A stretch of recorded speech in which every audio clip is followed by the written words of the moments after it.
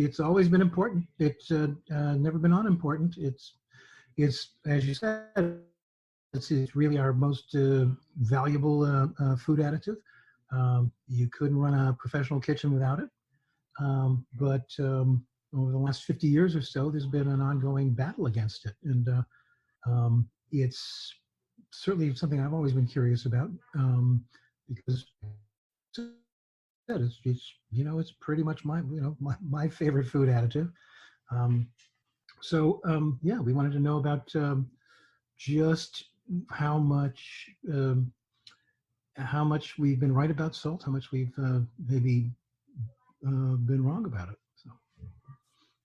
Okay, we're just dropping you a little bit there, Michael. So maybe we could get you to maybe give us a brief history of what you've done, who you are, and then we'll get into the new movie and when and where we can see it. So. Okay. Yeah.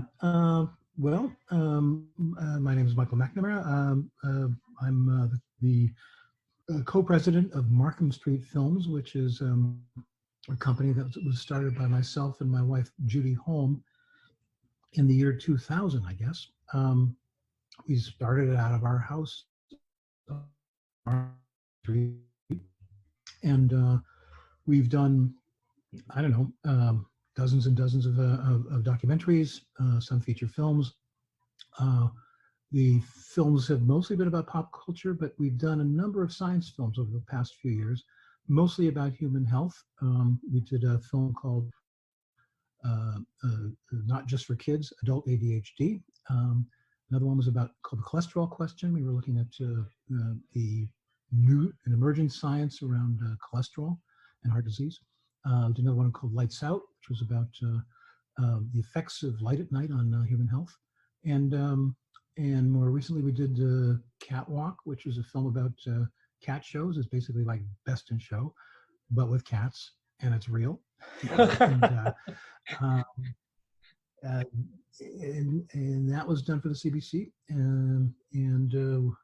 So we've done feature films, genre films. Recently, we did a film called Level 16, which is a sort of a feminist horror thriller. It was directed and written by Danishka Esterhazy, and so I'm an exec producer on that. My wife Judy was the main producer on it. So yeah, we're keeping busy, and we're always interested in stories about things that people think they know a lot about, and then we like to look at ways to kind of turn that common wisdom on its head, try and find a new way of looking at it, a new perspective. And salt is one of those things that's pretty common, and it's probably our oldest food additive. It's the one thing that is probably, it's certainly been a very important food preservative for centuries now. And as you mentioned, it's very much it was valuable and hard to come by at one point, and so it was basically used as currency. Apparently, the word salary comes from. And salad, I was surprised to find that out today. Yeah, salad and salary, both the roots of salt. I see a couple of things on your resume here. When you think about it, go ahead. No, I just see a couple impressive resume and quite a lot of work you've done here. A couple that I ring true, sound interesting to me anyway, because you just touched on ADHD, not just for kids. That sounds interesting. And Radio Revolution, the rise and fall of the Big Eight. Is there any place we can catch this stuff after it's not on TV anymore or after its premiere?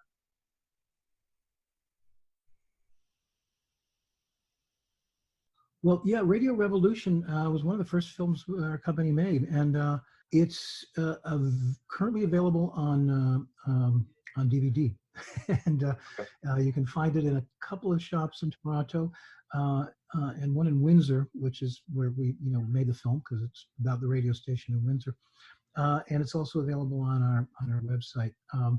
It was one of those things that because it was we had to. There was 24 pop songs in it, including Elton John, Guess Who, Alice Cooper, all these artists that were very big on that particular radio station.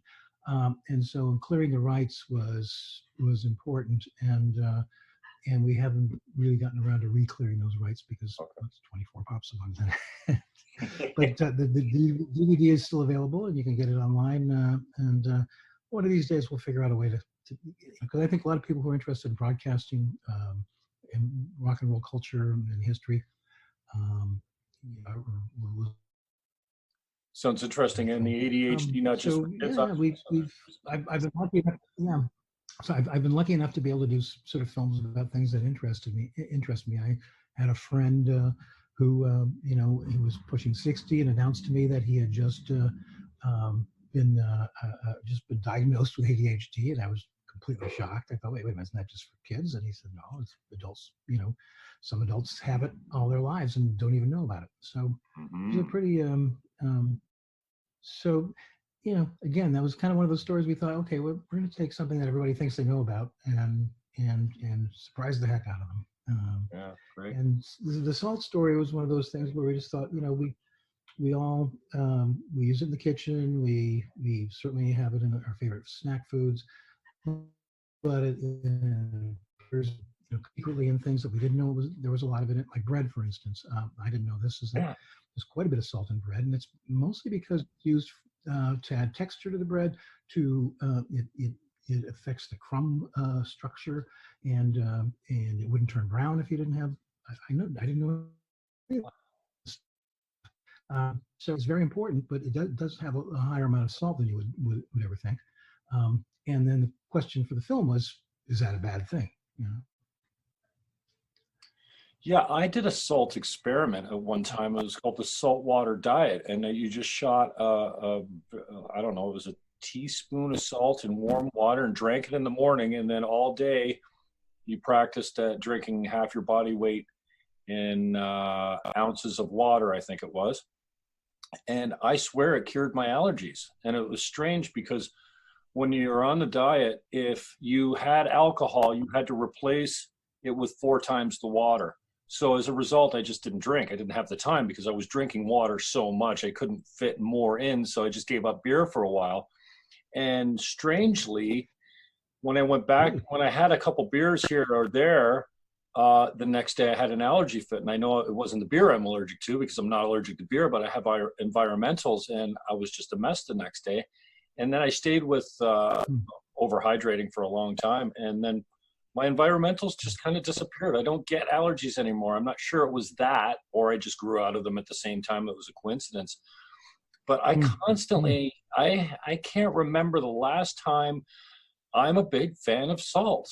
I mean, we need salt. And I think I'm one of the few people out there that's got a positive opinion of salt. And I know, I mean, there's so many false narratives out there, and I appreciate this movie so much because I'm a fan of salt. It tastes great, it makes my tongue excited for food. It doesn't matter what it is. And you can't live without it. So I was pleased that, and by the way, you got a great PR department. Thank you to her for getting me on the show. And when I'm watching it, it wasn't new information for me so much, but I think a lot of people will be surprised by how much salt we actually need. And a friend of mine quoted that was in your movie, the Boston Marathon runner, was it, that collapsed and died from lack of salt, too much water. Yeah, well, I think the thing is, and this is something I really don't know too much about. I mean, you're thinking about your body and health, but there's always something new to learn.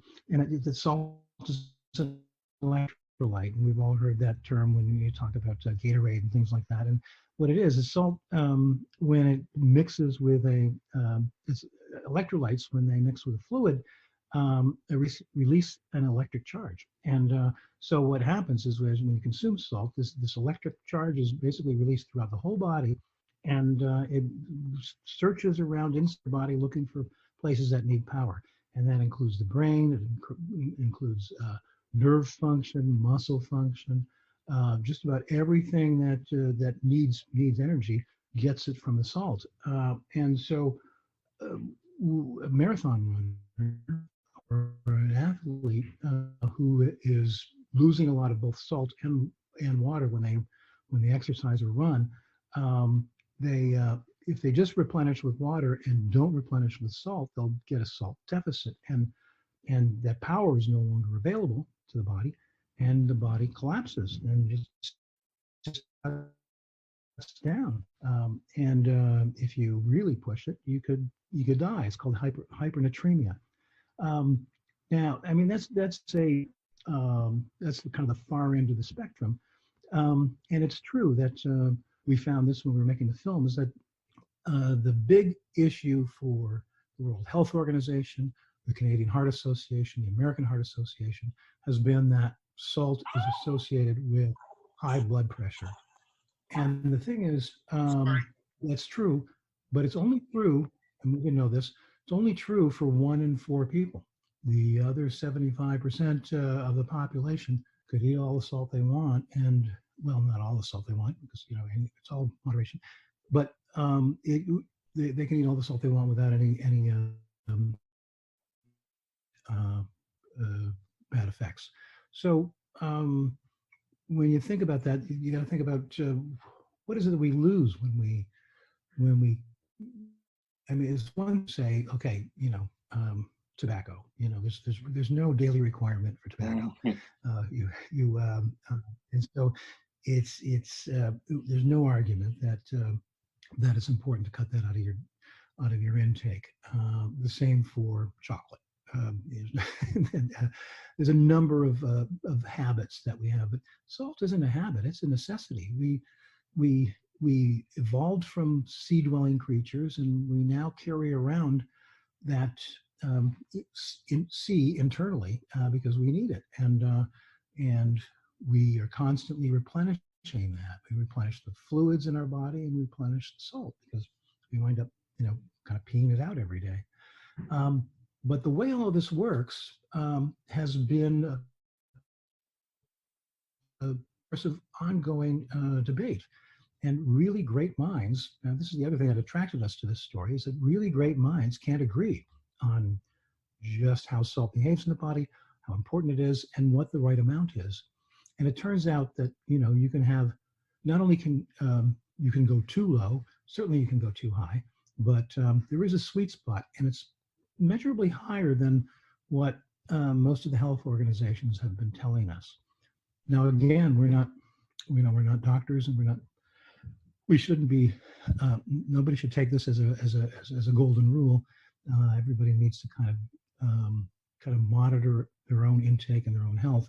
But and you alluded to this, a healthy diet, an enjoyable, pleasant meal is kind of is one of the joys of being human. Being able to kind of prepare food that looks good, tastes great, you can enjoy it with your friends, and it kind of sucks all the joy out of life if you have to remove something as important and as elemental as salt from your table. So when we were making the film, we're looking for ways to tell a story about what goes on inside of the body, and it's always a difficult thing to do. So the film opens actually at the Stratford Chef School, which is in Stratford, Ontario, and they have a 2-year program where they train internationally recognized chefs. And so it's a really great school, great graduates, and a number of the graduates have gone on to kitchens around the world. And so they do, it's kind of like a barber college, I suppose, or a dental college, where they try stuff out on the public. They do a 5 nights a week. They do a dinner that's open to the public, and it's like a 4-course meal with wine pairings, and it's every night is a different menu. It's a different cuisine and different head chef, and it's beautifully prepared food. And so we thought this might be a great opportunity to see how much salt goes into the preparation of a high quality meal. So we measured all the salt at the beginning of the day when they were preparing the meal, 60 people, and then we measured it again at the end of the night to find out just how much went out the door and onto the plates. I think most people won't be surprised that it's probably a little bit more than they would do in their own kitchen, because it was interesting to watch. I mean, there's these chefs with handfuls of salt just tossing them in. So it's professional chefs use a lot more salt than we probably would at home. But it's a very good reason. For instance, you don't think about this, but pasta water. You're making pasta. When you add salt, you increase the boiling temperature of the water. So this is for the chemical properties, not for the flavor. It increases the temperature of the water, and so it's a higher boiling point. It cooks fast, and it comes out al dente. If you don't put salt in, it's going to come out soggy because it's going to cook more slowly and softer, and it'll just get mushy. So salt is really important. It's not there for the flavor. It's there for its chemical properties.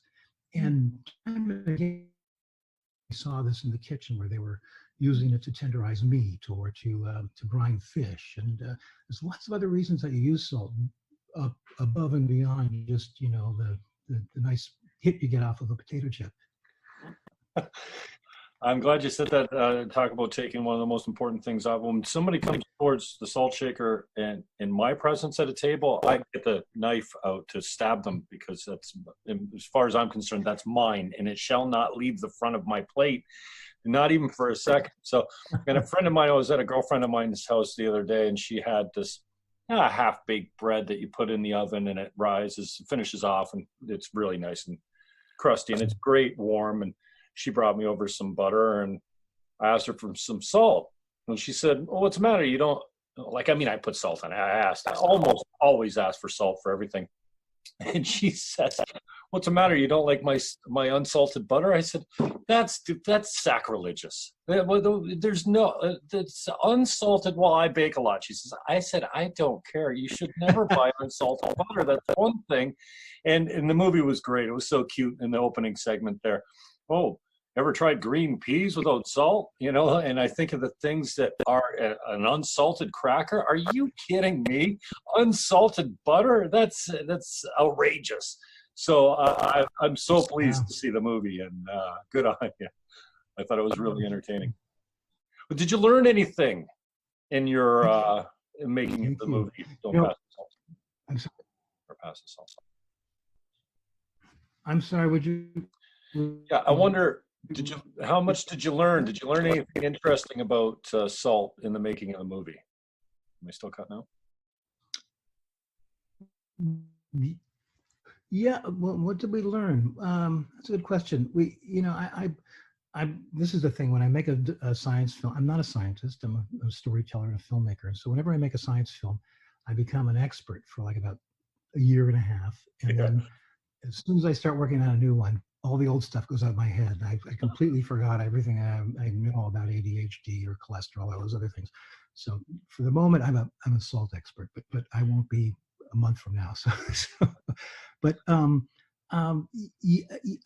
really never thought about the notion of salt as both a chemical resource when in the kitchen, but certainly it's important for all kinds of. It goes into steel making. It goes into we couldn't go into all of this. But, I mean, our primary objective was to talk about it in the diet, and there were things I just had never really considered about it before.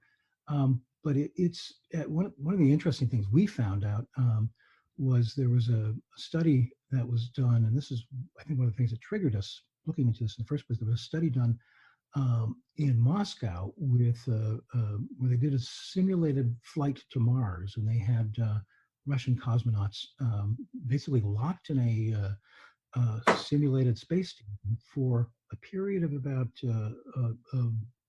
13 months. And doing studies of diet are really difficult because all you can rely on is people's food diaries. The only other, and most scientific studies require isolation. You need to isolate your subject, the rest of the world, from outside sources. So this was a perfect opportunity to really look closely at what was going into the body and coming out of the body. And so a team of German scientists came just to do that, to control all the food intake, to control the salt. And then they experimented with how much salt they would put into the diet and to see how it was processed in the body. And they were shocked at the things that they discovered about salt. For one thing, they found that we store salt. They never knew this before. They always thought that one of the reasons you need to you have the taste for salt is because you need to constantly be replenishing it, because you can't store salt the way you store fat. Well, it turns out you can, but they can't figure out why. It's not. It basically is going into other parts of the body that have nothing to do with this electrolyte system I was talking about. They found that it's being stored in the skin. So we actually went to the people that ran the study are now doing follow-up studies in Singapore. So I got to go to Singapore and film the research they're doing there. And they have MRIs that they've retuned to look for sodium in the body. And so you climb in and they scan you, and they can actually see the salt in the muscle tissue and in the skin. And they found that the older you get, the more you store. And again, they can't quite figure out why. They suspect it's because, as we know, salt attracts water, and they suspect it's there to hold the water in the body, because as the older we get, apparently, the leakier we get in terms of our skin. And so this is why we get wrinkles, because the skin can no longer hold on to the moisture. And so they think the salt is there to essentially trap the moisture in the body and in the skin to keep it from dehydrating. So that's pretty cool. And the thing about salt is that it's not binary. It's not on or off. It's not yes or no. It's, on one hand, it's really our most important condiment. On the other hand, it's potentially harmful for some people. It will preserve food, but will also, anybody who's ever been through a Canadian winter knows that it'll destroy your pant cuffs and your shoes and your boots and your car. It'll cause salt and rust and so on. So it can degrade and erode and cause all kinds of sort of problems. But at the same time, it's kind of the Jekyll and Hyde of our foodstuffs. And I think this is one of the reasons why it continues to be a source of argument for great minds. They don't all think alike when it comes to salt. So it was really interesting to kind of like jump feet first into that ongoing debate. Michael McNamara is my guest. He's the director of Pass the Salt. Did you any industry feedback at all, Michael? I've never heard of a salt lobby. Well, in fact, there is. There's actually a guy. If you look online, there's a guy who's known as the Salt Guru, and he's his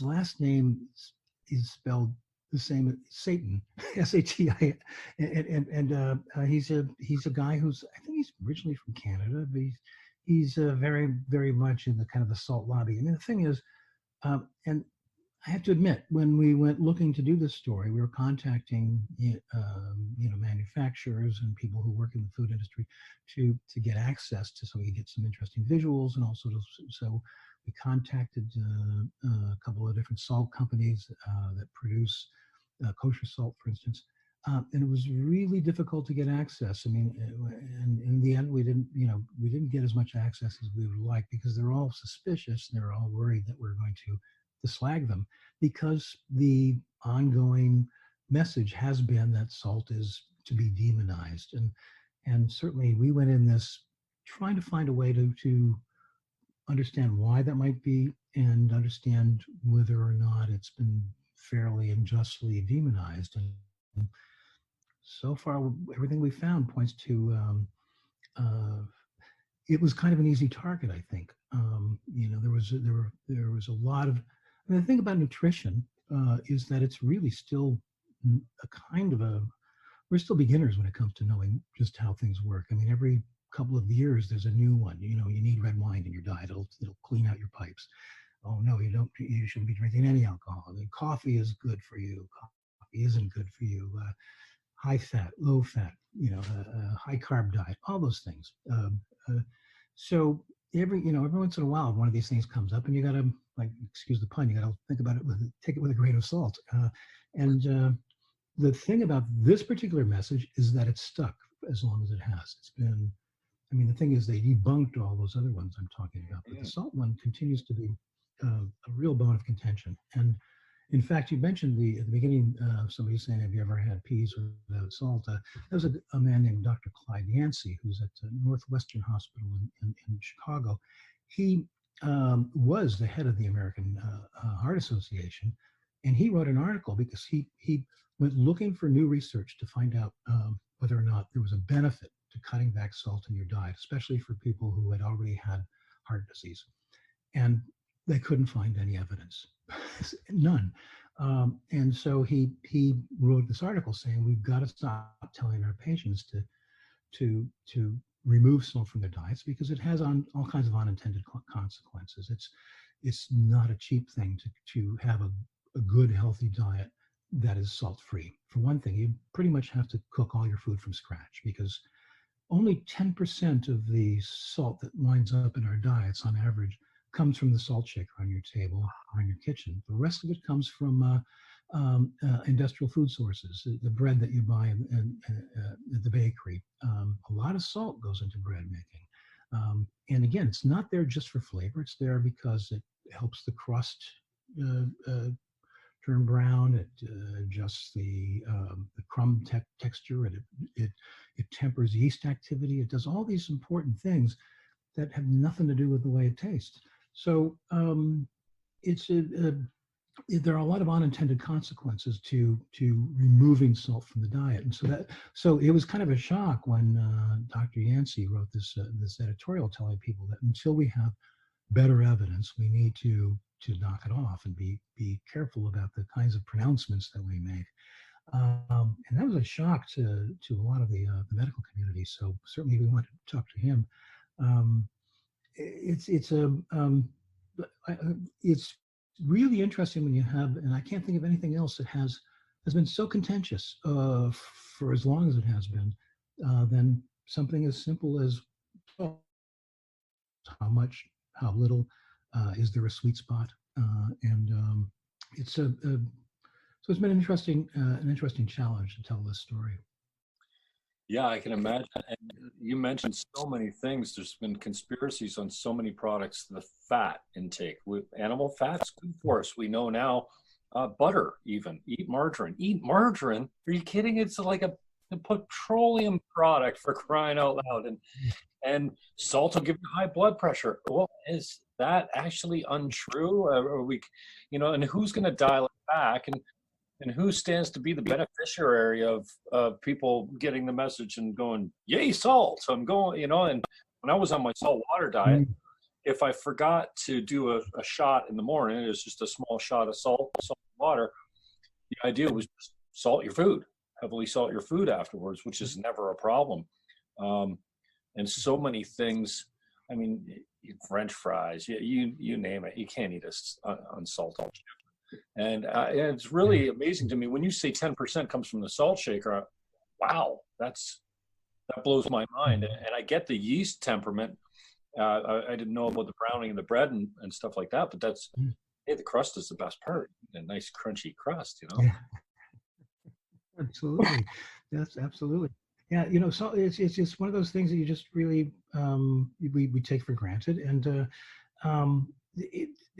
at the root of all of this has been this idea that salt has an effect on your blood pressure, and it's true.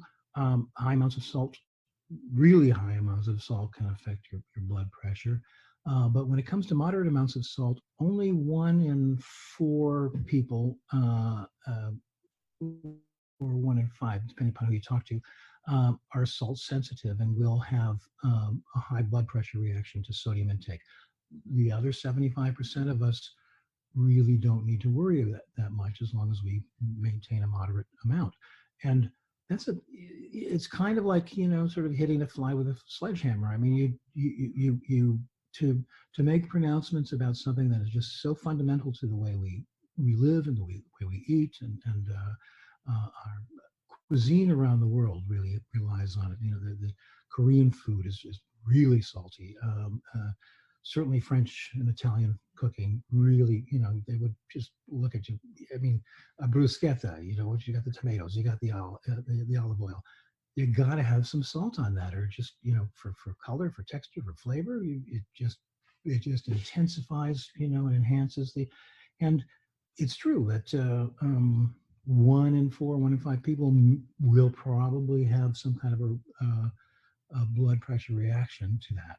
They need to watch themselves, but it's very much an individual. It's one of those things, when you're telling these kinds of stories, people say, okay, well, so what's the final word on this? Is it good or bad? And the answer is yes. It's so it's good or bad depending upon how much and who you are and what your ethnicity is too. There may be some of it may be some populations may be more salt sensitive than others, and they're still kind of figuring that out. So it's important not to really look at the way it affects you personally, and only because I'm not a doctor. I just play one on television, and so. Yeah, I found it interesting. The guys out in BC that were actually, well, they say they weren't making salt because salt's been here long before humans were here, but they were taking the salt out of the fresh sourced saltwater sea in BC. And what's your reaction been? People just throw up their hands and go, okay, I'm back on salt, or do they resist and dig in and say, wow, you might think it's okay, but yeah, that's a good question. The film hasn't premiered at the moment. Anyway, it's we get to get any kind of reaction from the public. We've only been showing it to friends and so on. And let's face it, most of us, as Canadians, we have the average Canadian salt intake is somewhere between 3.5 grams and 5 grams. So what would that be in a tablespoon? That is basically about a tablespoon and a half, or a teaspoon and a half of salt, give or take. Okay. And the American Heart Association, the Canadian Heart Association, they want us to go down to less than a half a teaspoon. Not a lot, and it doesn't go very far. And so there has been, this is the other reason why there's been this kind of contention about it, which is like, go that low, not only are you affecting, the pleasures of good, healthy eating. That's another thing. You mentioned peas. There are some cruciferous vegetables like broccoli, for instance, or Brussels sprouts, that not all that tasty until you sprinkle a little bit of salt on them. Completely transforms the way, it tempers the bitterness. Eggplant, it's another. It completely transforms the dish and makes it so. These are all healthy foods that you would probably be eating more of if you put a pinch of salt on it. So this kind of fear of salt is really unfounded. So. Now, David Suzuki narrated the film. I hope I'm not giving too much away, and I'd like you to give us some information as far as where we can see it. But he said a pinch of salt. I just brought my trusty salt shaker out here because I have one in my desk. I eat at my office desk so often that I have a salt shaker. Wow. And I'm just looking. He said a pinch of salt can contain 1,000 granulars or grains of salt. I was thinking in my mind, that sounds like a lot. And I'm just looking here. I just put 20 or 40 on my desk here, and man, it doesn't seem like 1,000 grains would fit in a pinch. It must be a big pinch. Well, yeah. And it depends on what kind of salt it is too, because table salt compared to kosher salt, for instance, the volume is very different. You can take an ounce of one and an ounce of the other, and they'll be very different in terms of the density.